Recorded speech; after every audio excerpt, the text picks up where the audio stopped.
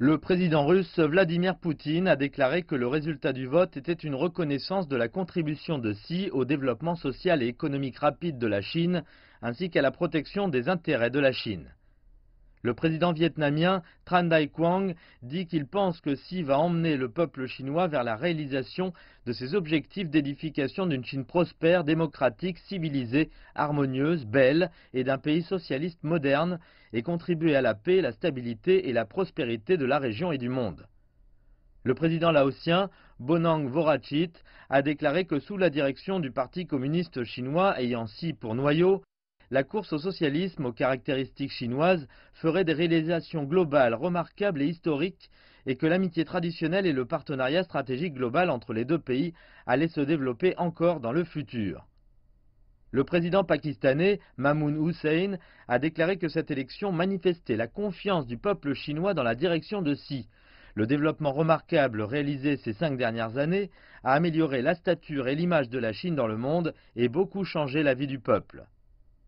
Le président sud-coréen Moon Jae-in a souhaité à la Chine de réaliser le rêve chinois avec l'administration Xi et de faire des contributions plus grandes encore à la paix et au développement de l'Asie du Nord-Est et du monde. L'empereur Akihito du Japon a aussi félicité Xi pour son élection. Et le Premier ministre Shinzo Abe a appelé à des relations bilatérales améliorées. Le président des Maldives, Abdullah Yamin, a déclaré que l'élection de Xi reflétait la confiance de la majorité du peuple chinois dans les efforts de Xi pour réaliser les objectifs de 2 centenaires et le rêve chinois, et que sous la direction brillante de Xi, la Chine allait faire de plus grandes réalisations encore dans son développement et apporter davantage d'opportunités pour différents pays et réaliser un développement commun. Le président du Bangladesh, Abdul Hamid, a déclaré que la Chine avait fait de grandes réalisations dans la construction d'une communauté de destin pour l'humanité sous la direction de Xi et que les relations entre la Chine et le Bangladesh allaient encore s'approfondir. La première ministre bangladeshi, Sheikh Hasina, a déclaré que la Chine, sous la direction sage et visionnaire de Xi, avait réalisé des succès remarquables et que son pays attendait avec impatience de renforcer la coopération avec la Chine dans différents domaines.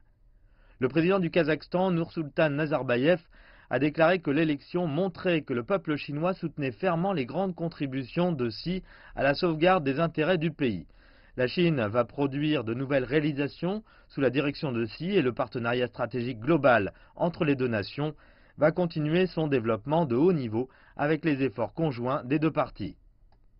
Le président de Biélorussie, Alexander Loukachenko, a exprimé son souhait de voir le peuple chinois jouir d'une paix et d'une prospérité éternelle et que la relation d'amitié sino-biélorusse se développe encore davantage. Le président géorgien, Giorgi Magilashvili, dit que la direction brillante de Xi va sûrement apporter un développement et des bénéfices encore plus grands à la nation chinoise et que la coopération entre la Géorgie et la Chine va encore s'approfondir. Le secrétaire général de l'Organisation de coopération de Shanghai, Rachid Alimov, a souligné dans une lettre de félicitations que la Chine jouait un rôle de plus en plus important dans le monde. Il a mis en lumière l'initiative Ceinture et Route et le concept de construction d'une communauté de destin pour l'humanité, qui ont tous les deux été lancés par Xi, disant qu'ils avaient été salués largement et avaient reçu des réponses positives de la part de la communauté internationale. Il a aussi exprimé sa confiance dans la capacité de la Chine à accueillir avec succès le sommet de l'OCS à Qingdao en juin.